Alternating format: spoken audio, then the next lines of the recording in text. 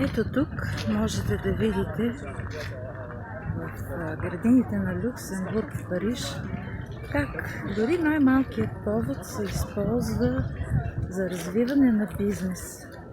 Виждате опашката от хора, които чакат просто за да се снимат пред надписа Париж 2024 и така да запечатат спомена за Олимпийските игри, на които са присъствали за посещението си в града. И това се прави от фотограф, професионален фотограф, който така изкарва, може би, част от прехраната си.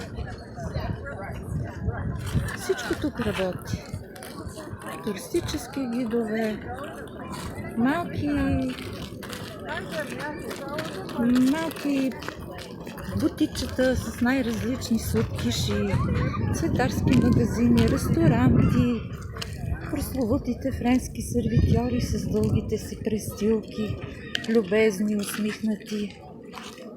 И всичко това е превърнато в една безкрайна ферия от цветя, от вкусове, от аромати, от възможност всеки да опита да запечата идването си в Париж с нещо хубаво, с нещо позитивно и да иска да се върне. Във всяко едно населено място има възможности за такъв бизнес. Има възможности за организиране на посещения на местните забележителности. Има възможности покрай тези забележителности, покрай историческата памет, да се развиват много други допълнителни дребни бизнеси, които да подпомагат общността. И това ми се струва, че трябва да е целенасочена политика на държавата, за да превърне всяко едно място в България в нещо интересно, не само за българите, но и за околния свят. И това се постига с много държавна грижа, с много лична отговорност на хората в самата общност, с много мисъл за напред, за бъдещето и за децата в тази страна. Всеки ресурс може да бъде използван. Всеки ресурс може да бъде преизползван, така че да доведе една допълнително добавена стойност към мястото, към историята и да подобри живота на хората. Сега, ако не се лъжа, там в ляво от стената се виждат двете кули на храма Сен-Сюрплис. Може би се бъркам, не погледнах в картата. Храмът, който е известен от прословутата книга на Умберто Еко за символите, за тайните символи въобще.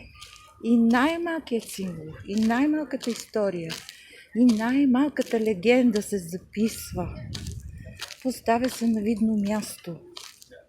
Превежда се на различни езици, така че хората да могат, идвайки, да разнасят славата на отминали времена и да се насладят на гостоприемството, на качеството на услугите на хората, които живеят днес, тук по тези места в днешно време.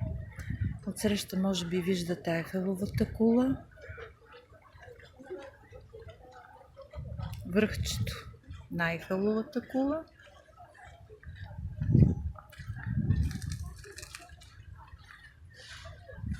А тук този не особено привлекателен стърчащ паралепипед, това е всъщност кулата на Монпарнас, La Tour de Montparnasse, който освен, че в основата си една голяма парижка гара, горе на върха на тази кула има прекрасен панорамен ресторант, от който се вижда цялата гледка на Париж в така окръжност 360.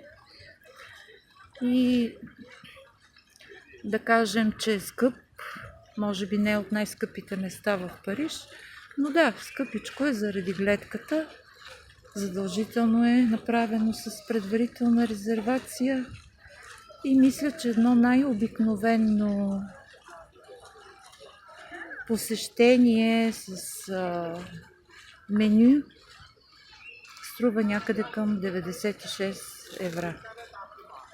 Трябва да знаете, че когато дойдете в Париж, във всеки един ресторант има така наречените меню и аля карт. Меню означава, че това е предварително определен набор от определени ястия, предястия, основно десерт, от които вие можете да изберете на предварително определена цена. Докато ако сте големи гастрономи, искате да опитате нещо специално по ваш вкус, добре е да изберете аля карт. Представя ви се едно подробно описание на всичко, което ресторантът може да ви предложи и вие можете да си съставите храната за обяда или за вечерята по ваш вкус измежду ястията, които се предлагат. Но за това ще направим едно специално друго видео, което да ви разкажа нещата, които аз съм научила и попила за уникалното френско кулинарно изкуство. За сега до тук.